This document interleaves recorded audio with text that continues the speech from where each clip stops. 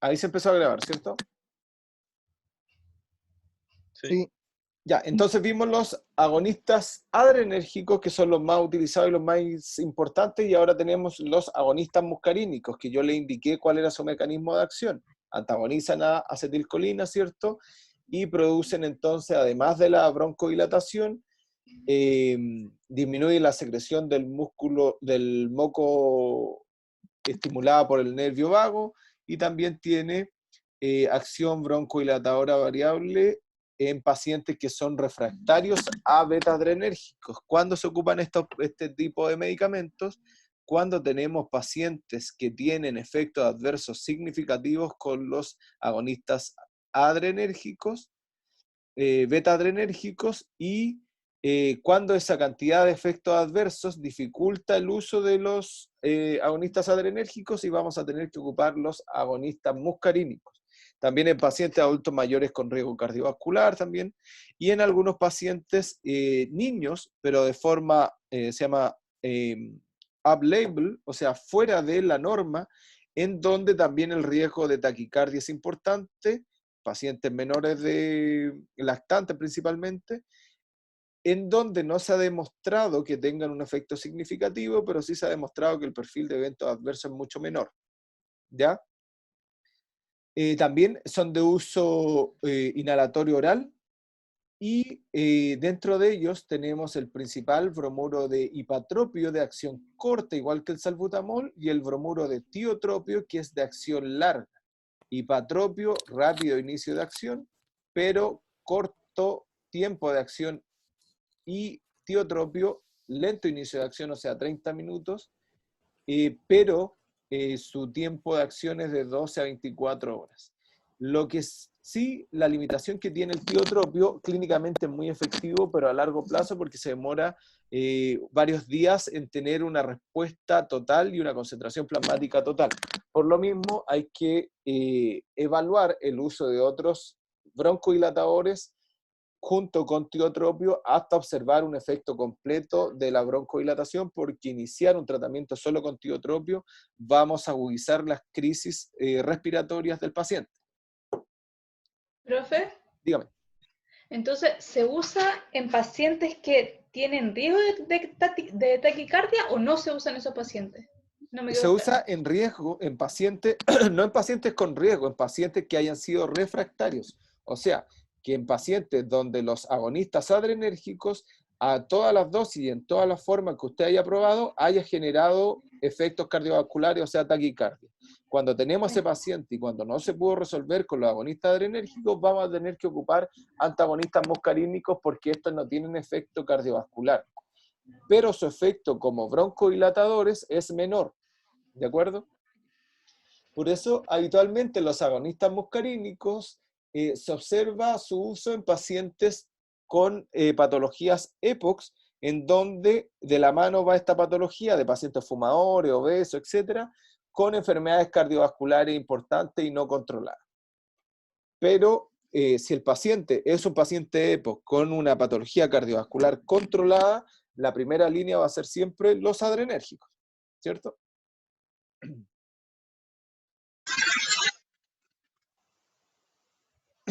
Se pueden ocupar también en asma, en complemento con los agonistas adrenérgicos y los esteroides, ya que son mecanismos de acción diferentes y van a tener efectos sumatorios, y se observa el uso de estos en conjunto también en algunos sujetos que necesitan ese efecto prolongado del tiotropio, que se mantiene en el tiempo pero se demora días en aparecer.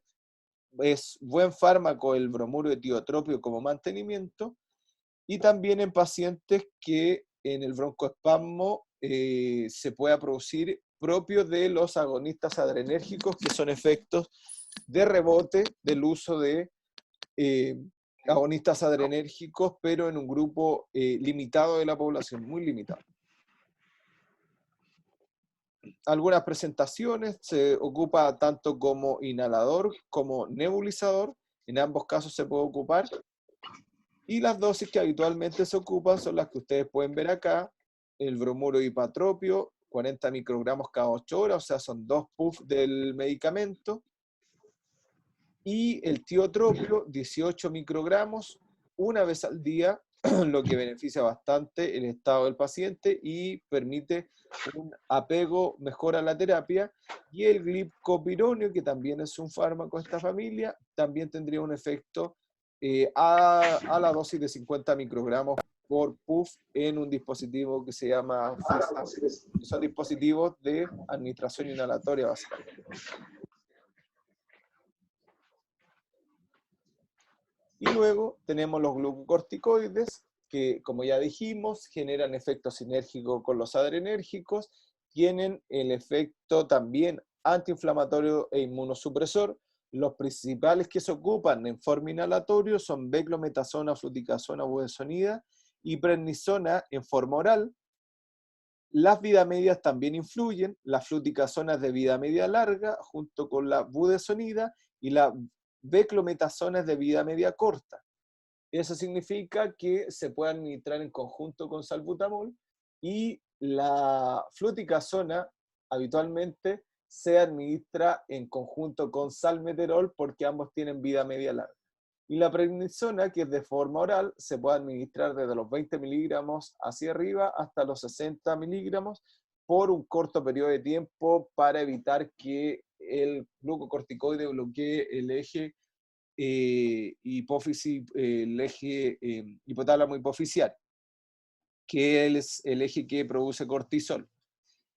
También lo otro que es importante indicar que las dosis de los glucocorticoides inhalatorios se ha comprobado que no afectan funciones metabólicas, solamente tienen el efecto sobre la vía respiratoria. Pero sí se puede observar, como ya les comenté, como vemos acá, candidiasis bucal, disfonía, tos refleja, pero básicamente son cuando estos son mal administrados y no se siguen las recomendaciones de lavado de boca, de buena administración del inhalador. Y siempre se van a administrar como coadyuvantes del tratamiento de la broncodilatación, y rara vez se van a utilizar como monoterapia en asma o en bronquitis aguda o en EPOC. En EPOC de mucho menor medida que las patologías que les nombré anteriormente. Siempre van a ser coadyuvantes.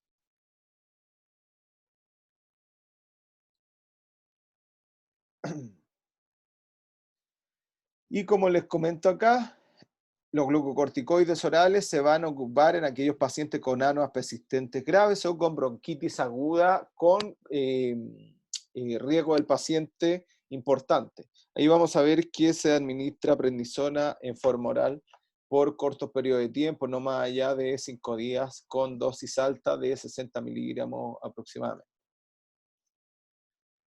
Los mecanismos de acción ustedes los conocen. Recuerden que tienen efectos sobre la expresión génica, donde van a inhibir aquellos elementos génicos que producen proteínas inflamatorias, y van a inhibir también la respuesta inmunológica, por lo que también van a disminuir la expresión génica de elementos relacionados con la respuesta inmunológica. Entonces tenemos un efecto antiinflamatorio y un efecto inmunológico al modificar la expresión génica de ambas proteínas, al estimular la expresión génica de receptores beta. Acá básicamente se indica cómo actúan sobre las diferentes moléculas que tienen que ver con la transcripción de proteínas inmunológicas e inflamatorias, y donde se detalla cada una de ellas, y acá también se detalla cada una de ellas, que van a tener efecto los glucocorticoides. Y acá tenemos un gráfico en donde indica las dosis de glucocorticoide, inhalado y oral, la eficacia de cada uno de ellos en relación al porcentaje de, a la gravedad de la patología, y al efecto si son pacientes crónicos dependientes de corticoides o resistentes a corticoides. Entonces se puede observar que los corticoides son muy bien, trabajan muy bien o responden muy bien en las patologías asmáticas leves, moderadas, pero cuando tenemos patologías asmáticas graves y con pacientes con dependencia a corticoides o resistencia a los corticoides, baja sustancialmente su efecto. Entonces siempre el mejor efecto clínico lo van a tener en patologías de tipo asmática y respiratorias leves y moderadas. Por lo mismo, en las patologías graves tipo asmático o respiratorias, vamos a tener que utilizar los corticoides orales, con los riesgos asociados al uso de corticoides orales. Y aquí tenemos otro gráfico que describe las propiedades de los glucocorticoides inhalados, farmacocinéticos y farmacodinámicos, y en donde se indican los diferentes tipos de glucocorticoides con los diferentes, acá abajo indica, básicamente se refiere al gas en el cual está inmerso el medicamento y el sistema en que se va a administrar cada medicamento.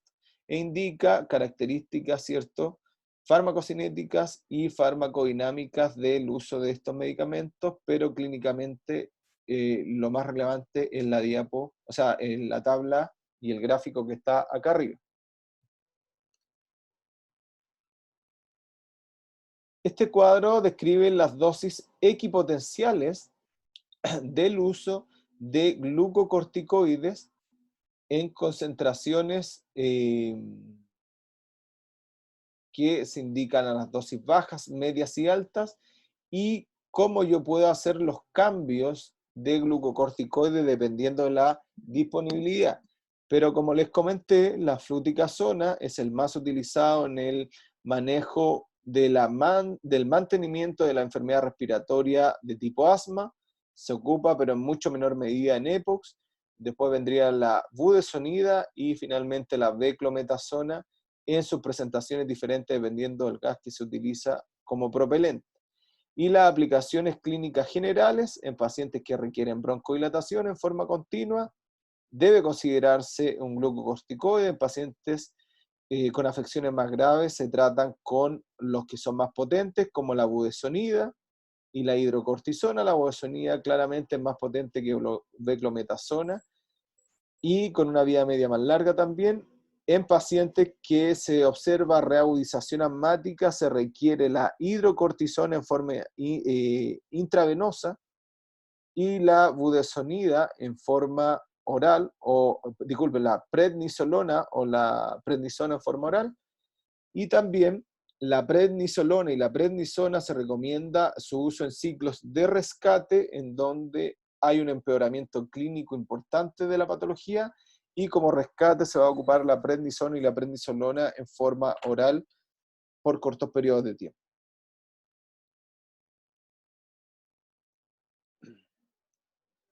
Entonces, como ya se dijo, repetir que se produce un sinergismo en el uso. Este gráfico describe también lo que les indiqué, los mecanismos de acción y cómo se produce un aumento de la expresión, un aumento de la unión, un aumento de la traslocación también de los receptores de glucocorticoides, de la unión con el medicamento, y un aumento de los efectos antiinflamatorios que finalmente llevan a un éxito terapéutico del uso en conjunto, principalmente los de acción larga para el mantenimiento de la sintomatología bronquial del paciente asmático crónico. Y las principales mezclas en dosis: fluticasona, salmeterol, salbutamol, beclometasona, como ustedes lo pueden ver acá, pero principalmente lo que más se utiliza es fluticasona, salmeterol, debido a que incluso el salmeterol podría llegar a dosis de 500 microgramos, que es la dosis más alta de salmeterol y con el mejor efecto broncodilatador. Después tenemos los inhibidores de los leucotrienos, que son los que vemos acá. El mecanismo de acción, bueno, el único utilizado en Chile es el Montelukast. No existe otro disponible en Chile en este minuto, y en realidad nunca ha llegado ningún otro inhibidor de los leucotrienos, debido principalmente a que su efecto clínico es controversial y no se ha establecido un efecto importante de mejoría en los pacientes. Se ha descrito que reduce la inflamación y la broncoconstricción de las células inflamatorias, actúa antagonizando los receptores de leucotrienos de tipo LT1, su efecto aditivo con los simpáticos miméticos habitualmente se observa en pacientes que están en tratamiento del asma, el uso de montelukast como coadyuvante, pero siempre previo al uso de adrenérgicos, glucocorticoides y antihistamínicos. No son útiles en los broncoespasmos agudos, o sea, no van a ser útiles ni como monoterapia, ni en el uso agudo, ni en la resolución de una crisis asmática. Solamente son coadyuvantes en el mantenimiento de la crisis. Son efectivos, según este enunciado, efectivos en asma alérgico y en asma inducido al ejercicio, pero yo esto lo pondría en interrogantes porque en asma alérgico se va a preferir un antihistamínico y un beta-adrenérgico, y en asma inducido por ejercicio siempre y en cualquier caso se va a preferir un agonista adrenérgico. Las reacciones adversas son dolor de cabeza, dolor muscular y elevación de las enzimas hepáticas. Esto es importante porque son fármacos que se ocupan en niños y que pueden tener efectos hepáticos importantes, por lo que hay que evitar su uso prolongado. Y por último tenemos los anticuerpos monoclonales. El que se ocupa en Chile es el omalizumab, que es un tratamiento principalmente sobre este antígeno IgE, y el mecanismo de acción es a través de la identificación de las zonas de las células que permiten la adhesión y la unión y la identificación de estos compuestos. Se trata principalmente en asma en adultos y adolescentes sobre los 12 años, en asmas alérgicos graves persistentes, o sea, en los últimos escalones del asma, los más complicados, en donde los corticoides orales a altas dosis no han tenido buena respuesta, y las dosis más altas de los agonistas beta-adrenérgicos tampoco ha tenido una buena respuesta, y hay que acudir a estos elementos más complejos, más específicos, pero con perfiles de reacciones adversas bastante también complejas. No indicado en exacerbación, ni broncoespasmo, ni en estados asmáticos agudos, solamente en el manejo del asma crónico severo persistente. Y algunos escalones de tratamiento que los vimos inicialmente, y algunos cuadros que muestran cómo se trataría cada uno de los pacientes dependiendo. Este cuadro ya lo vimos, pero vamos al cuadro A y B, en donde cómo se clasifican los tipos de asma. Clase A, sin síntomas, bajo riesgo; clase B, con síntomas, bajo riesgo; clase C, sin síntomas, alto riesgo; y clase D, con síntomas y con alto riesgo. Y de esa forma pasamos al cuadro B, en donde se recomienda el uso de un antagonista muscarínico de acción corta cada vez que sea necesario, o un antagonista o un agonista adrenérgico de acción corta cada vez que sea necesario. En el caso A, lo mismo, pero ya con un tratamiento específico. Y en el caso C, agregamos glucocorticoides inhalados, al igual que el caso D, en donde se ocupan glucocorticoides inhalados a más altas dosis también, y en donde se ocupan los de acción larga, tanto en el grupo B, en el grupo C y en el grupo D, pero siempre en el rescate se van a ocupar los adrenérgicos de acción corta y los antimuscarínicos de acción corta. Esto también es cómo se va a tratar el asma para que lo revisen dependiendo de su gravedad y la respuesta clínica. Y esta tabla realiza un pequeño resumen de cuál será la estrategia diagnóstica y el abordaje escalonado al tratamiento, que también lo vimos, que le he puesto diferentes diapositivas, pero claramente recomienda el uso y en los tratamientos paso a paso, donde siempre se mantienen los medicamentos de acción corta para rescate, los otros de acción larga para el mantenimiento, el uso de glucocorticoides inhalados, en los primeros escalones, y en los más complejos se recomienda el uso de los orales. Y también el ciclo de manejo según GINA del 2016. Estos son convenciones internacionales en donde se hace una revisión de la respuesta, una evaluación, un ajuste de tratamiento, y eso es cíclico dependiendo de la estacionalidad, dependiendo de la respuesta del paciente y dependiendo de la cómo cómo ha cursado la enfermedad asmática. Y dependiendo de todos esos factores, es que se pueden agregar medicamentos, disminuir o sacar medicamentos, disminuir o aumentar dosis también, siempre con la finalidad de mantener al paciente libre de estas exacerbaciones y crisis asmática y con una capacidad respiratoria óptima para el desempeño diario del paciente.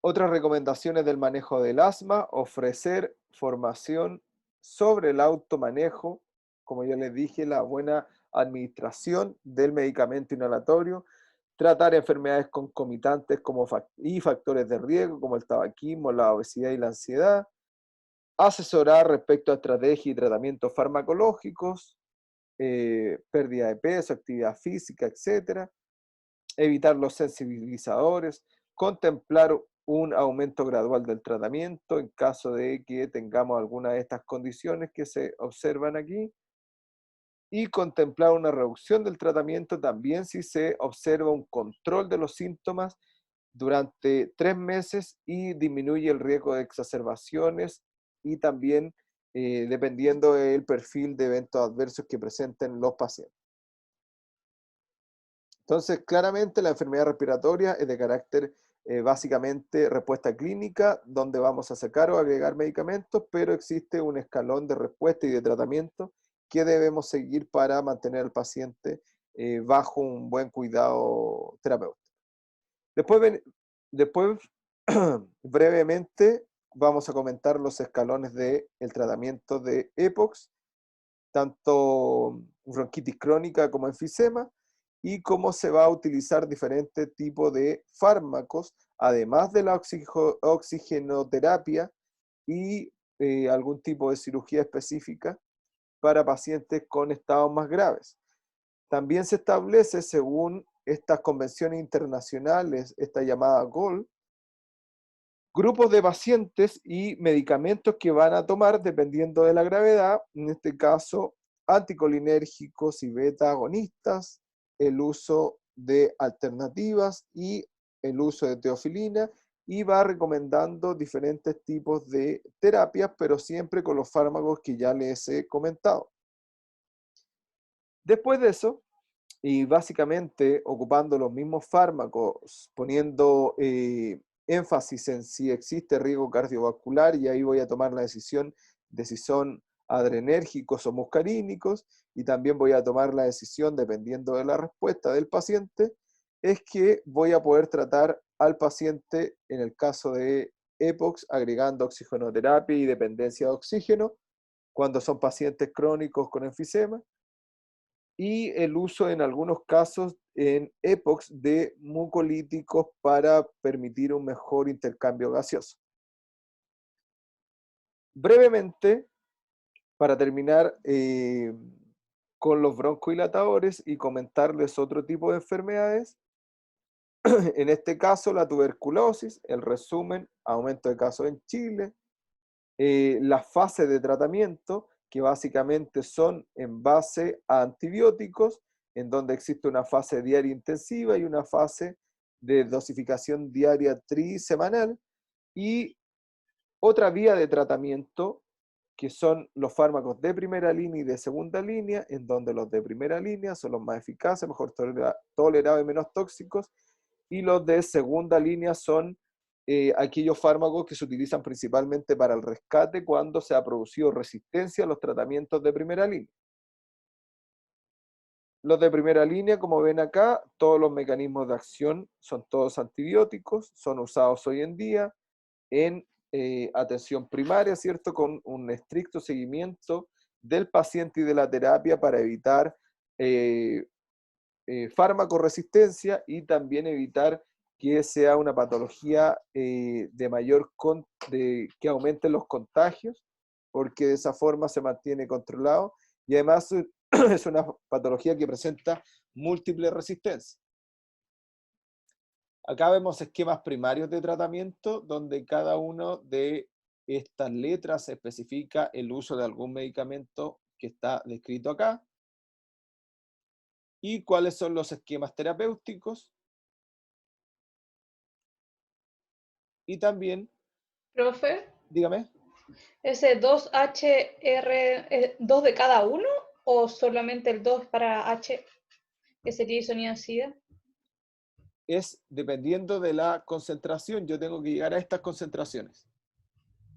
Y al llegar a esas concentraciones tengo que, en cada administración, seguir esta cantidad de fármacos, que tiene que ver con llegar a la dosis que se recomienda. Por eso, si el comprimido es de 150 miligramos, son 4 comprimidos. Pero esto ¿El va 2 variando entonces para qué? siempre No de entiendo la para qué es el presentación.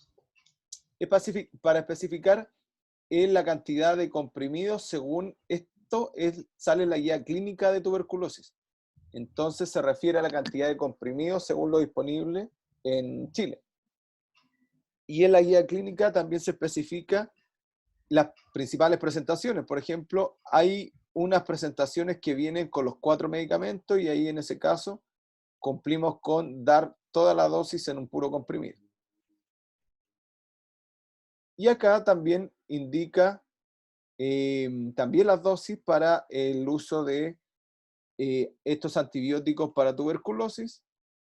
Y acá indica la toxicidad de los esquemas de tratamiento para llegar a las mismas dosis y en las mismas fases y la toxicidad de cada uno de los medicamentos. Y las reacciones adversas que son bastantes y que generan también una cantidad importante de pacientes que dejan los tratamientos, por eso la administración de estos medicamentos se hace en las unidades clínicas con supervisión de profesionales, enfermeras para cada uno de los pacientes. Y cuando hay pacientes que son resistentes a las fases iniciales o a las primeras líneas, se recomienda el uso de este tipo de fármacos que ven acá, otro tipo de antibióticos, ¿cierto? Y con otras presentaciones, con otro perfil de efectos adversos, pero también con la finalidad de evitar la resistencia antibiótica. Y otro grupo de fármacos que tienen que ver con la rinitis, y considerando que nos quedan 7 minutos, la rinitis puede ser de tipo viral y bacteriana, producto de un aumento en la producción de mucosidad y una vasodilatación a nivel nasal, lo que acumularía mucosidad en los espacios respiratorios nasales, y eso se puede tratar con medicamentos antihistamínicos, con corticoides o con vasoconstrictores.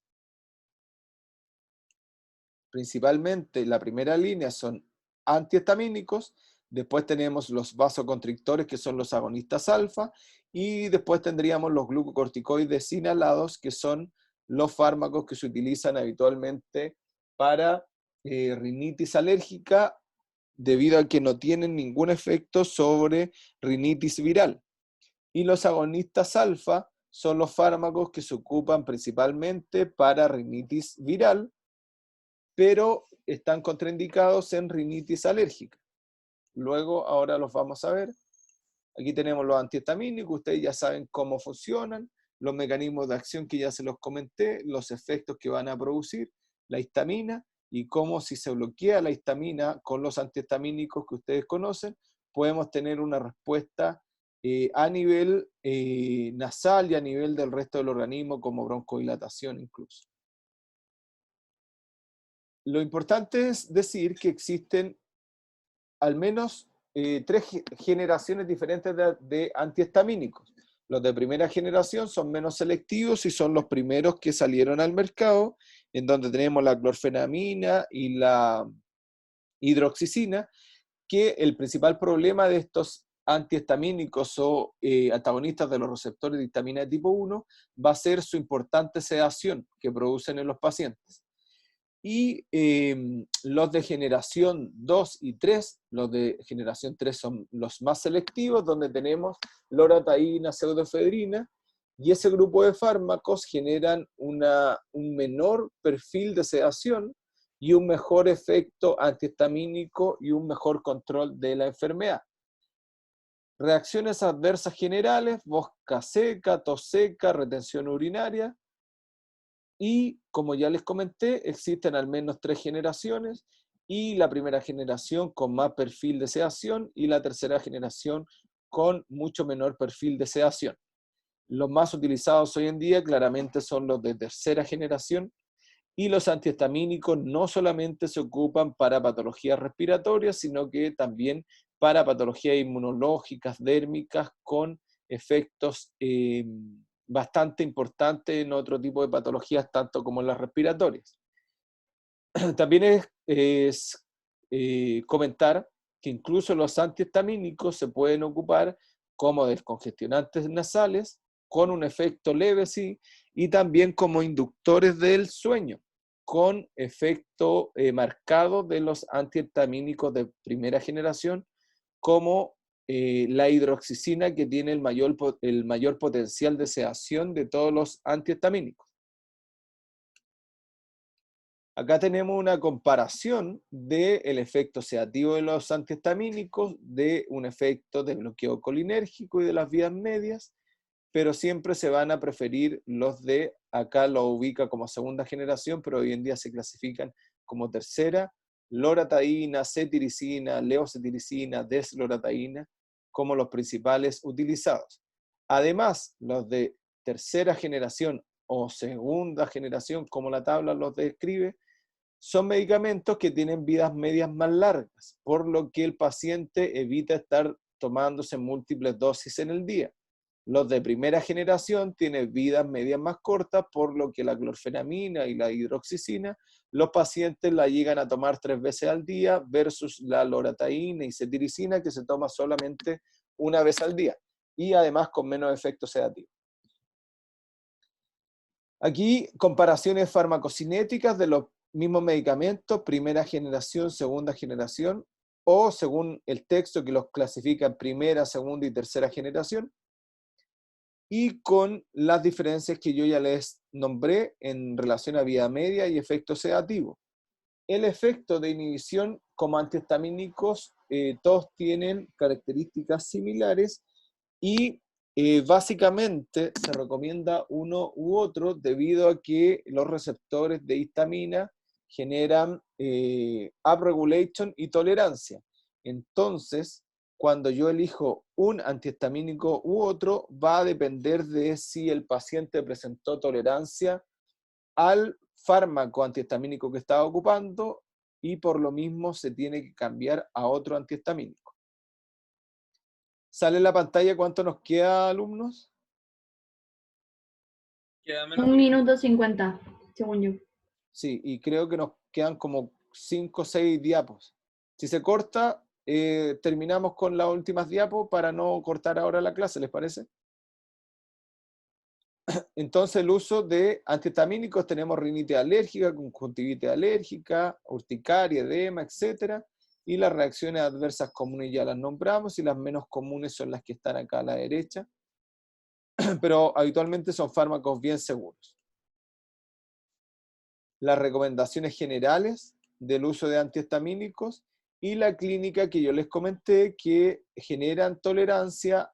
Por lo mismo, dependiendo de la estación del año o del año, un paciente que es alérgico o tiene asma, se le recomienda cambiar de antihistamínico según la temporada, para evitar la generación de dependencia y tolerancia. Principalmente tolerancia. Profe, o sea, cada año uno distinto. Se recomendaría si es que no responde el que ocupó anteriormente, por este efecto de tolerancia y de un downregulation que se produce en los receptores de histamina. ¿No se prueba primero como mayor cantidad o menor cantidad? Se prueba, no, porque no depende de la dosis, sino depende de la molécula. Y habitualmente siempre se van a preferir los de generaciones que tengan menos efecto sedativo, siempre a no ser que tú quieras sedar al paciente. Por ejemplo, si tiene una dermatitis y además tiene un problema asmático, es bueno sedarlo para evitar que se esté rascando y que se esté generando otro tipo de afecciones. O si tiene exacerbación